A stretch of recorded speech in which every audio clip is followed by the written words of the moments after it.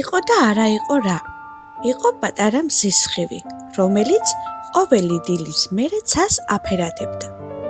ის სულ ცნობის მოყარე იყო და უნდოდა ყველაფრის გაგება. ნეტა საიდან მოდიან ყვავილები, ეკითხებოდა თავის მეგობარ ხრუბლებს. ხრუბლები კი იცინოდნენ, როცა დრო მოვა, ყველაფერს გაიგებ. ერთ დღეს ცაზე დიდი შავი ხრუბელი გამოჩნდა. პატარა სხივი ცოტა შეშინდა, მაგრამ მალე გაიგო, რომ ეს ხრუბელი მეგობარი იყო და მასში უამრავი პატარა წვეთი იმალებოდა. ერთმა წვეთმა ჩუმად გადმოიხედა და სხის თვალი ჩაუკრა.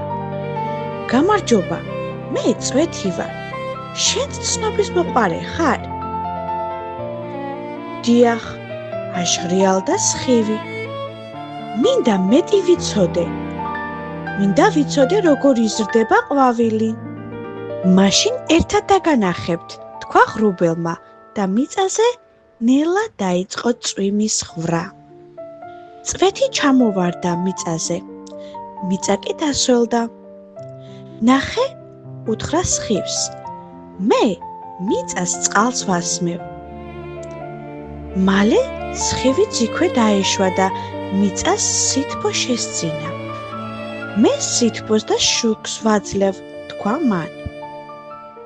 მიწიდან ნელ-ნელა მწვანე ხერი ამოიზარდა.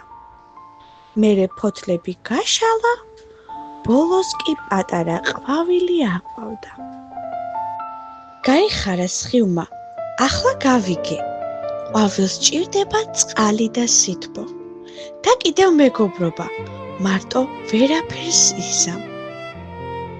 მაშინ პატარა ყვავილმა დაუძახა. დიდი მადლობა თქვენ ორივეს. რომ არა თქვენ, ვერასოდეს გამოვიფრჩქნებოდი. მზის სხივმა და წვეთმა ერთმანეთზე გაიღიმეს. მას შემდეგ ისინი ხშირად ერთად სტუმრობდნენ დედამიწას. მზის სხივის სინათლეს აძლევდა დედამიწას, ხოლო წვეთი ტენიანობას და ყველგან სიცოცხლე იღვიძებდა. და აი ბავშვებო, ასე სწავლობენ ბუნებაში მეგობრები ერთმანეთის დახმარებას. ბუნებაში ყველაფერი მეგობრობასა და თანამშრომლობაზეა აშენებული. წყალი, მზე, ჰაერი და მიწა ერთად ქმნიან სიცოცხლეს.